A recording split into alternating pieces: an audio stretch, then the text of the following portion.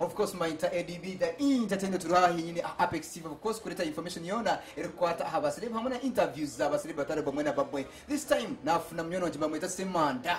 Yes, Justus. Nakona tugambira music netambuleta na buchimwe chona. Nakwachira Ssemsnds. Nanyi nashimira okuleba Mr. Eddie. Lamusi abali mbatole right now Apex TV. Abatulaba ku Apex TV, sayinso okubala bakomwena. Peredo mukise okubera mu studios no. Eddie Webali kumpakire no kunkunda kunye. Ngambira mba beyanjure jebe njira kumanyana nebyeshongoro byo yineho. Amazina ninkozesa Ssemsnds Justus kandi kuganje ebyeshongoro nyamwingi munonga. Nkabihana biha. Nasoko oluyimba baluyita leka musinze. Nenziza kulimba baluyita wali okusaba, nenziza kebibala, nenziza kotogwa mu manyi, nenziza ko Zinga Ekitanda Kyo Ogende. Message no jiji yankahiye kwandika ebyeshongoro ebyo. Message eyo ejja okusinzira mu mbeera gye mpisemu. Okay. Sometimes ndi musajja anyimirwa nnyo okusoma Bible. So Bible empwera kutunga messages ezimu ezinakubasa kuhereza abantu. No yahandikira music ye ngamba kwandikira. Music ninyihandikira konkati nkwemalirira. Okay. Because nimpandika ekyeshongoro nakisiwa producer wanje agira ngo ahinduramu ahaterezamu ngira huna bandi babasa kunyamba kurebeka ngo music yanje yaba nungi okurenga no kunaningi respect. So fine 2019 tambuyireta aside yawo. 2019 tebadde na buzibu. Ebadde bulungi wadde mbadde mu kone struggle sente zitukane zekwata nosanga ngo ina kyewetaago ina message ogiwulya munda mugwe nenga akasente akafulumya message eyo nga tekaliwo.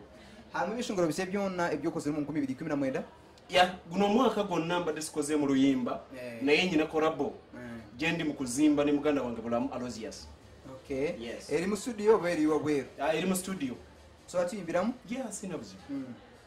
Zibula masona olabeno alukute mukamanga ya gudo lujigo nebosako omukumi wakirolwe no muntu wa inspire njire kweshongoro tinko kweshongora abayimbi bali babiri. Okay.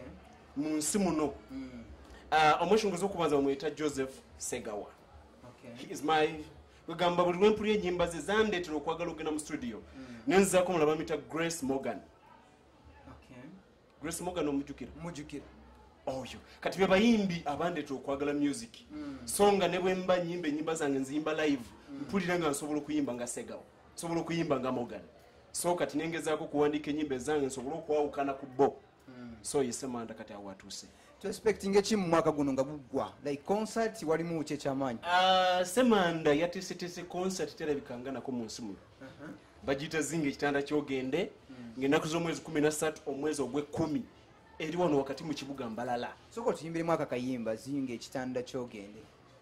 Omwaka guno mukama gamba Zinga Ekitanda Kyo Ogende. Emyaka 38 musajja yalemera ku kiyanja. Amazzi begesera abo bwangu bamusooka mu ne bawona ko Yesu oyagala okuwona.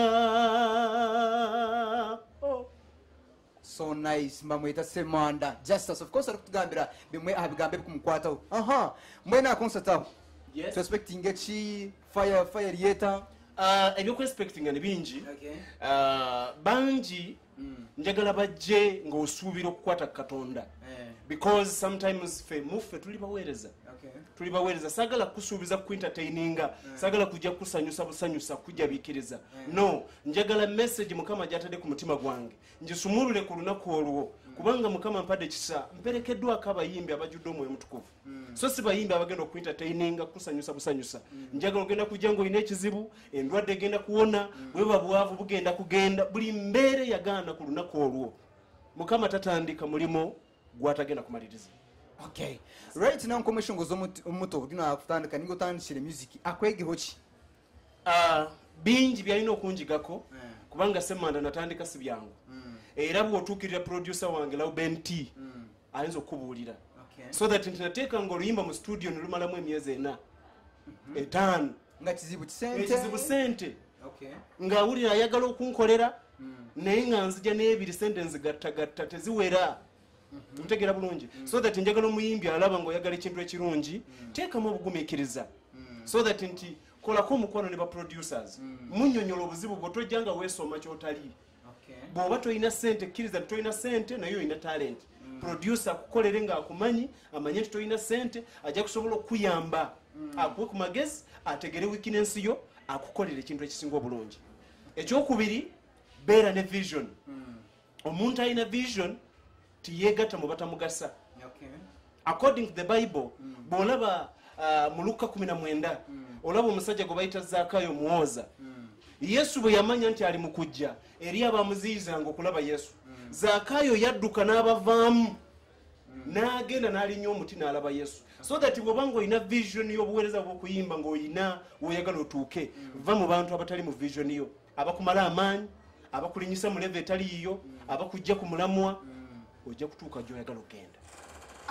Ebigambo birungi nk'ebyo kurgoya yukinisa Ssemsnds Justus of course. Ninjira gy'okuwatuleba hine kiwayegamu hine kiwakopamu. Yes, tambura bigambo ebyo n'okuba omweshinguzi mulungi. Ebigambo byawe byamuherezo Ssemsnds lero kusiibura n'okutera n'akapeera lero tuli kutwakureka. Ebigambo byange ebisembayo mikwano gyange mbebaza mumbeereddewo okuva lwe natandika. Ssemsnds najja sina kyendi mu mbalala.